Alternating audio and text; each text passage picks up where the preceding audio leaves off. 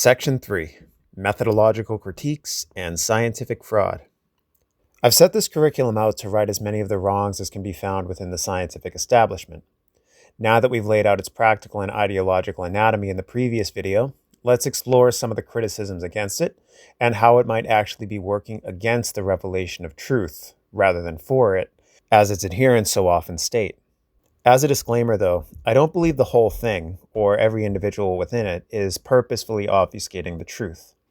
Instead, I'd argue that the institution itself seems now to reward practices and behaviors that lead to this outcome, leaving the vast majority of well-intentioned participants unaware of what's happening. I say this because it's become all too common for those who are skeptical of mainstream science to claim that each and every scientist is a knowing and active participant in fraudulent research and publication. A more nuanced view can show us that this is not at all the case, and never is the case in any sort of major conspiracy. The vast majority of scientists are, at least consciously and from within their own perceptions, doing honest work and contributing to the betterment of humanity. However, what we're going to see in this section is that even the best-intentioned science can still sometimes be led astray due to systemic flaws within the academic world. And we'll also be having a look at some examples of researchers who, contrary to my disclaimer, have committed intentional fraud, and explore some of the potential motivations they had for doing so. One of the major issues plaguing the modern scientific establishment today is something referred to as the replication crisis, or sometimes the reproducibility crisis. This crisis was first mentioned and subsequently acknowledged by the scientific community in the early 2010s, but it remains still relatively unknown about by the general public. We'll start by discussing what replication is, so that we can then better understand what we mean when we say there's some crisis surrounding it. To begin the replication process, the first thing that needs to happen is a researcher or group of researchers perform a study and go through the peer review process that we spoke about in the previous section. This will be followed up by a different researcher or group of researchers doing the exact same study. From here, one of two scenarios are going to occur. The first scenario is that the original results are corroborated by the second researcher or group of researchers, in which case they share their findings, and then the scientific community gains confidence in the original results. Scenario 2 is where the original results are disputed, as in the second study finds results that are contradictory to the first, in which case the team is still going to share their findings, and then the scientific community should lose confidence in the original results. And we would normally conclude here that further testing is required. But even in the case where the second study corroborates the original results, there's a saying in science as well that you can never really have too much data, so it's always good to do further testing to further confirm certain findings. As we can see then, scientific replication is the process by which scientists check each other's work, and a phenomenon and/or explanation gains favorability when more and more individuals see it. Sort of like how multiple eyewitness testimonies reporting more or less the same accounting of events in a courtroom is far more beneficial to a case than just one eyewitness testimony. If something is scientifically true, researchers must be able to arrive at identical or at least similar conclusions when they carry out the same experiment. So if you and I both had access to a cabbage patch that was suffering from the same malady, and we ran the same experiment on it, controlling for all the same variables, we should see the same basic patterns emerging. If they're not, then we're forced to consider three possibilities. A, one of us made a mistake in our experiment, maybe due to carelessness in setting up our controls, or maybe we just took measurements differently. It could be any number of things, really. The overall result here being that we didn't run identical enough experiments. This is why writing very precise methodology sections in scientific articles is so important, so that we can follow directions exactly. B, there's some factor that the experiment doesn't account for that's affecting the growth of the cabbages. In other words, the experiment does not have proper controls. This sounds similar to scenario A, but the difference is that it's not human error creating the discrepancy this time. It's rather some flaw in the experimental design itself. Scenario C is that one of us fudged the data or otherwise misrepresented what we observed. In any of these cases, the conclusions that have been drawn about this experiment are thrown into disrepute, since two researchers got two different results. Now, normally scenario A isn't much of a problem for serious researchers, since it's expected that extreme attention to detail is paid when doing science. But that doesn't mean that we can completely dismiss it as something that could possibly occur to muddy waters. Even the most experienced researchers can make mistakes. Scenario B is also an obvious possibility, but with some careful thought, we should be able to come up with some possibilities about how to control for factors we may have overlooked. Or it could point us in the direction of some other interesting research questions that we haven't asked yet, which in a roundabout way we could take as a win. Scenario C seems to be the crummiest consideration to make, but there's actually multiple incentives for modern scientific researchers to falsify data. This is something we're going to be touching upon a little bit later. The point of bringing all this up is just to show how scientific knowledge can become obfuscated due to the fact that it's being carried out by all too fallible humans. And this has led to a crisis where now, when researchers have gone in to confirm via replication a good deal of the so-called established scientific findings, they have failed to do so. For any reasonable person, this should call into question the validity of much of the modern scientific worldview. Strangely, though, despite the overwhelming acknowledgement of this crisis by scientists themselves, it seems that, with very few exceptions, the community as a whole prefers to keep the candles burning and carrying on business as usual rather than put in the work to deconstruct the system that has given rise to it. One of the worst offenders of this has been found to be the medical science community, which really shouldn't come as a surprise considering pharmaceutical companies are some of the wealthiest and most powerful entities in the world of business.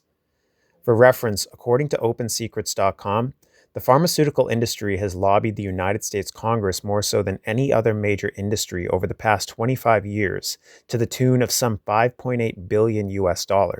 This is why it's referred to as a crisis. It's an existential threat to the brokers of influence in the legacy of academic systems.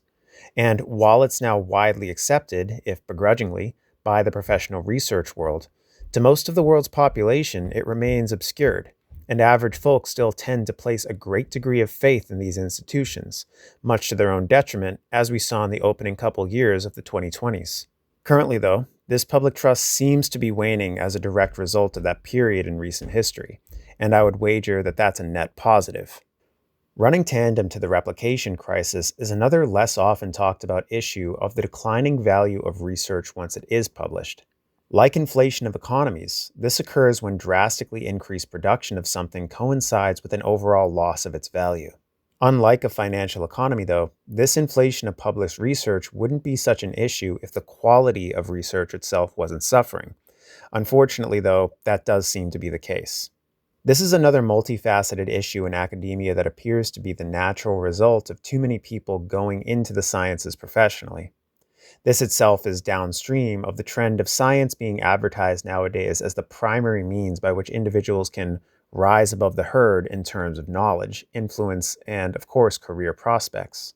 Combine this with lower standards overall to get into and make it through higher education, and it seems we have a pretty obvious explanation as to what's led to this overpopulation. But there's even more to it. There's a new ethic within the professional sciences that can be summed up by the statement, publish or perish.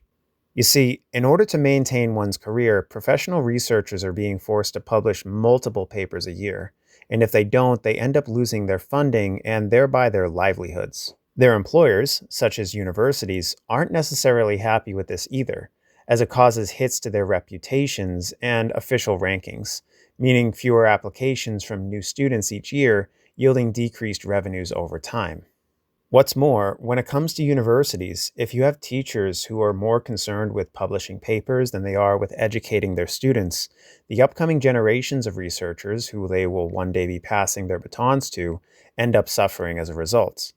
Many new young university professors go into the job because they actually love teaching, only to find once they get there that they can't focus as much time on their actual passion because of the growing pressure to publish more research. And if you're thinking that this might also contribute to the temptation to fudge data to get publishable results, thereby helping to promulgate the replication crisis, you'd likely be correct. So these two problems are very much intertwined. We're now also plagued by many not so legitimate means of getting your name on published research, such as pay-to-play journals who have published the articles of the highest bidders, regardless of whether that paper used sound methodology or not. The net result of all this is that instead of the scientific community seeing a relatively small number of highly polished, stringent, and well-designed studies coming out, we have an influx of low-quality, questionable ones flooding the market. It's the academic equivalent of fool's gold.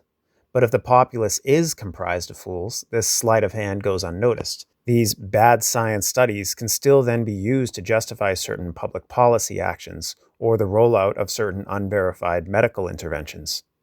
On top of this, it simply creates a toxic work culture for the people who are enrolled into it. It's led to increasing amounts of burnout within the workplace, as researchers are now expected to be putting in greater and greater proportions of their limited daily hours into lab work, analysis, grant proposals, literature reviews, and article write-ups just to stay afloat. It's not even about getting ahead anymore.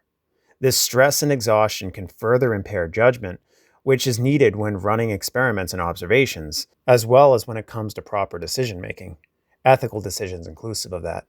This also creates little to no opportunity for scientists to actually critically analyze their field, since their days are filled with growing mountains of busy work.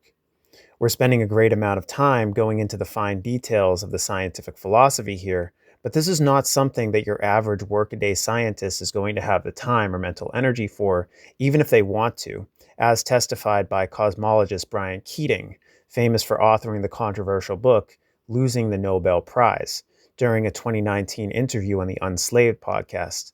In this book, he further argues that scientific reward and clout chasing, such as the Swedish Nobel Prize, actually hampers scientific progress by providing even more incentive for scientists to engage in fraudulent research.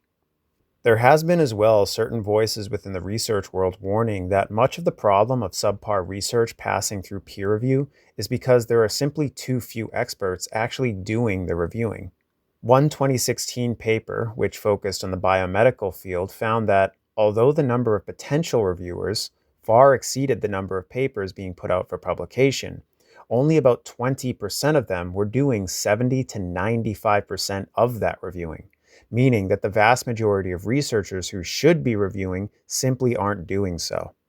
So this 20% of reviewers actually doing what's expected of them as experts in their field inevitably get burnt out, even more so since they too are meant to be doing their own research and thus are also living under the Damocles sword of publish or perish. And yes, I do acknowledge it's kind of interesting that there's something as meta as research about research out there. And the irony that this field may indeed be subject to the same issues that plague the others isn't lost on me. Next, let's talk about the problem with statistics. By this, I don't mean that I think statistics are flawed in themselves. I actually quite like them and recognize their remarkable importance to proper scientific investigations. But they're very often misunderstood by people who haven't learned how to read them properly, which is unfortunately most people. Deeper into Lifeology, I'll have a module fully devoted to statistics. But for now, a super bare-bones introduction to the subject just to get the information that's needed to make a specific point here is warranted. So if there's anyone listening who is well-versed in stats, some of my upcoming explanation might seem like I'm leaving out some important key details. For you guys, if you're out there, take a chill pill and realize this isn't meant to be a full-fledged lesson in mathematics. I'm just trying to illustrate a point. First off, what do I mean in the title of this slide by inferential statistics? This is a form of statistical analysis that uses data points that are gathered by measuring a relatively small number of individuals, called a sample, that represents a larger population, and then coming to a conclusion or inferring an argument about that population based on the measurements of that sample. But that definition can still be quite verbose and unclear. So we can illustrate this using the observational study hypothesis example from the previous section. Asian elephants who eat the leaves of trees grow larger than those who eat the leaves of small shrubs. Let's say to test your hypothesis, your metric will be height. You'll measure each elephant from the bottom of their feet to the top of their backs in meters.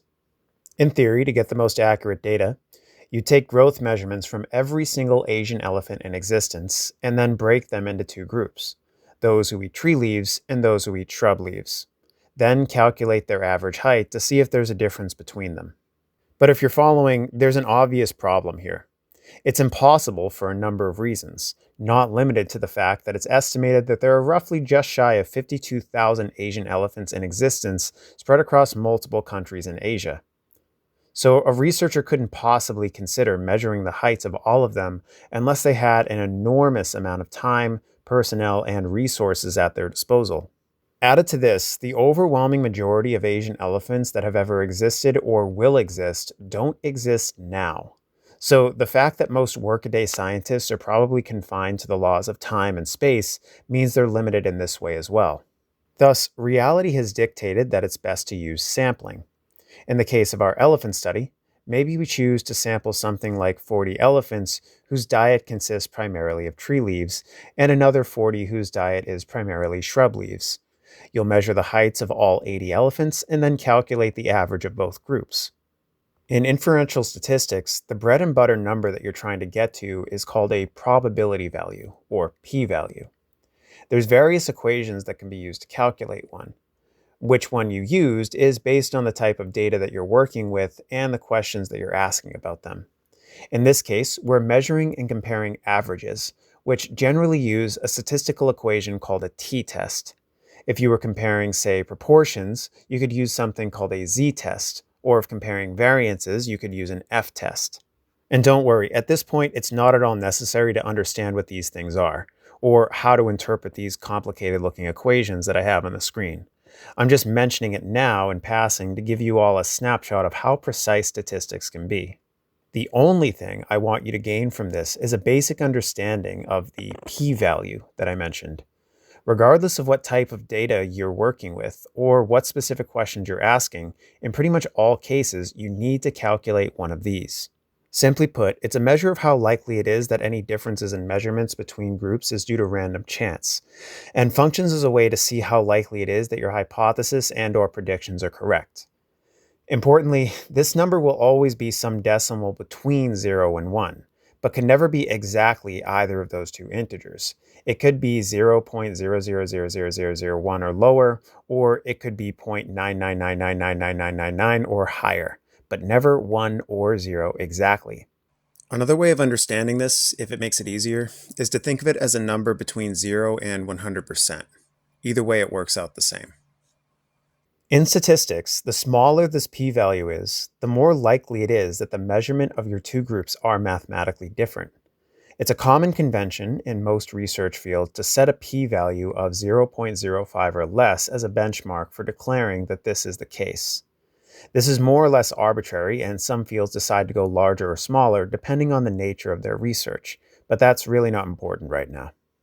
What it means in relation to our hypothetical elephant study is that if you calculate that there's a 5% or less chance that the two groups of elephants have the same average heights, you can conclude with a fair amount of confidence that you're noticing some pattern. We call statistics that yield a p-value below your set benchmark, 0.05 in this case, statistically significant. Let's walk through this. You found and measured the heights of each of your 80 elephants and put it all into a spreadsheet that might look something like this. We call this our raw data. I generated some random but realistic numbers for this exercise. The next step is to take this raw data and calculate two averages, tree group's average height and shrub group's average height. When I plugged everything into a t-test, I came up with a p-value of about 0.37. In plain English, this can be read as saying that there's about a 37% chance that there's no difference between the tree leaf eaters and the shrub leaf eaters. By convention, because this p-value is larger than 0.05, I would state that there's not enough evidence to conclude that the two elephant populations have different average heights. This might seem weird because these two averages I showed are different numbers, but the point is that they're not different enough to show statistical significance. But now you might be saying to yourself, wait, I thought this was a module about philosophy. Why is this guy spending so much time talking about elephants' heights in statistics?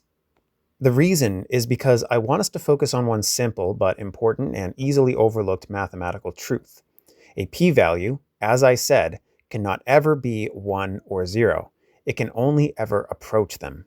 Or, rendered differently, no scientific conclusion that relies on inferential statistics can ever be 100% certain of its accuracy. Even the most carefully run experiments are subject to possible error.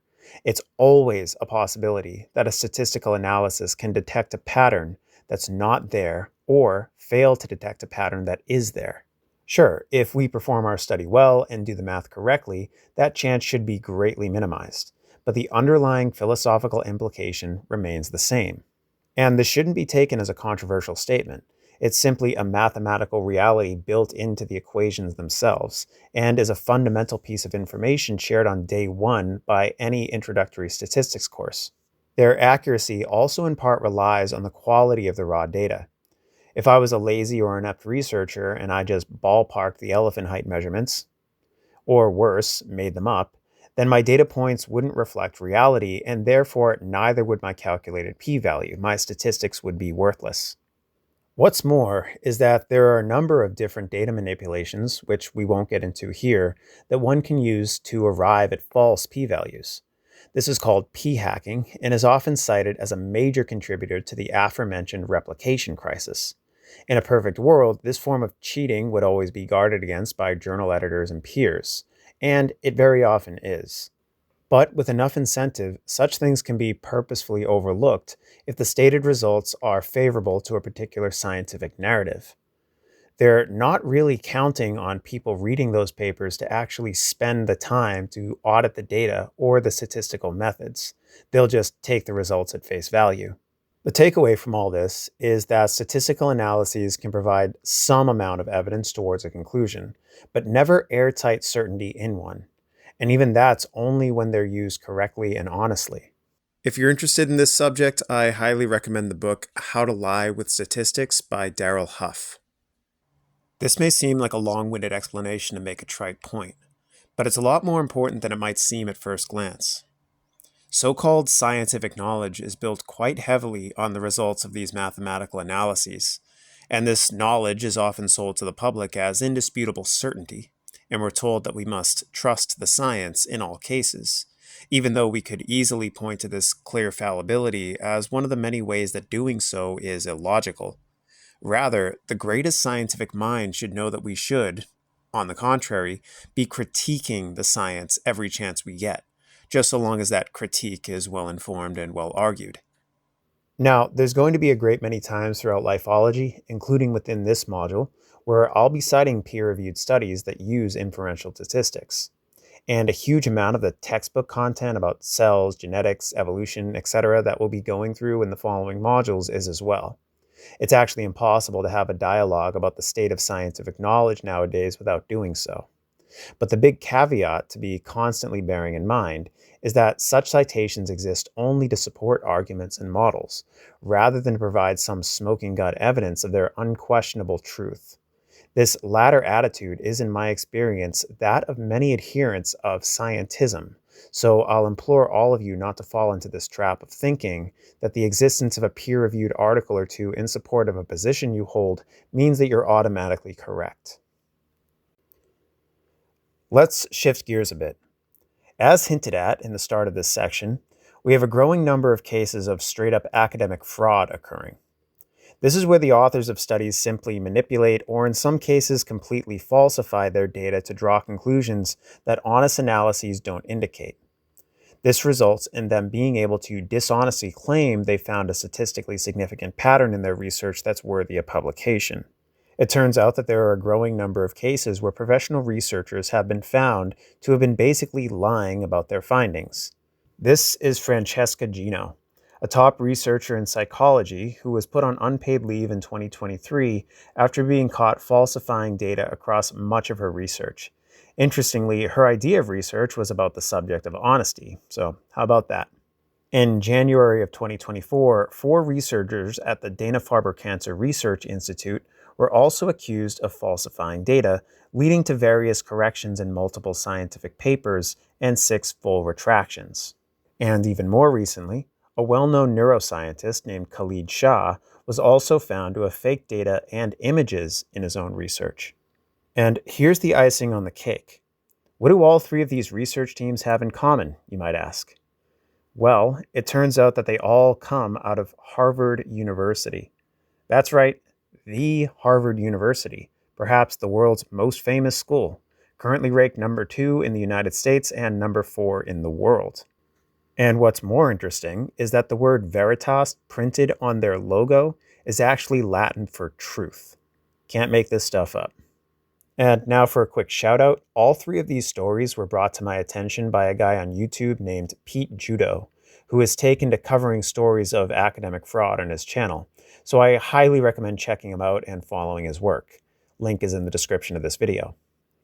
And something closer to home for me, I even once heard a story from one of my academic advisors that a colleague of hers, while she was a graduate student, was caught fabricating pretty much all of his data so that he could spend his grant money on things like a personal television set. So these kinds of things do happen. Luckily, in this case, he was caught, and I'd guess in most cases of this happening, we'd see the same result. Still, it might make one wonder what other types of similar behavior slip through the cracks.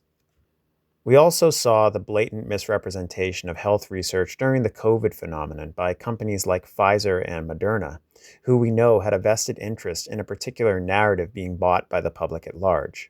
Indeed, this is a perennial and all-encompassing issue that has, I believe, forever tarnished the once lofty reputation of the current scientific community. The why behind fraudulent publication might seem like it's a simple matter of narrative control for the sake of maintaining professional power and company profits. And I would say that this is probably a pretty big slice of the explanation. But I believe the full story goes well beyond just that, and we'll come back to it in a later section. To make better sense of it, we need to explore a few other points first. In support of this claim of the medical fraud, I give you Richard Smith, who is editor of the British Medical Journal and author of The Trouble with Medical Journals. He said, "Medical journals are an extension of the marketing arm of pharmaceutical companies. Between 2/3 and 3/4 of the trials published in the major journals, Annals of Internal Medicine, JAMA, Lancet, and the New England Journal of Medicine are funded by the industry." Well, it doesn't get much clearer than that, folks. Further, this issue of fraudulent research publication is a compounding one, since one bad study can be cited again and again to help justify other conclusions or kickstart new research projects, leading to a proliferation of scientific conclusions all rested on shoddy foundations. We may have cases where entire fields of research should be redacted. Here's an interesting example. It was observed about a decade ago that mice used in various lab studies relevant to medical science, neurobiology, and mammalian physiology, and a host of other fields, had increased stress responses when the researcher studying them was male opposed to female. This was discovered only after decades of research had already been published using these mice as models. In those thousands, if not more, studies, none of the research teams ever thought to control for this variable, and so realizing it later tarnished the validity of all of the data and conclusions that came before. Also, imagine scenarios where such fields are used to inform policies on things like public health and economic interventions. This can be downright dangerous. But science is meant to be a means by which ignorance is dispelled and unknowns illuminated. The fact that it's been so misused so as to accomplish the exact opposite is alarming, and it's the responsibility of each individual member of the community to help put a stop to it. When I first learned about this mess, though, I became curious not so much about the details of what was occurring nor how, but more so on the mindset of scientists that made them want to turn a blind eye to this obvious problem. The why, in other words. And how, in light of it, they could still maintain this ruse that the institution they're a part of remains this bastion of ultimate objective truth. This led me into an exploration of the philosophical paradigms that undergird so much of modern science. So let's talk about that next.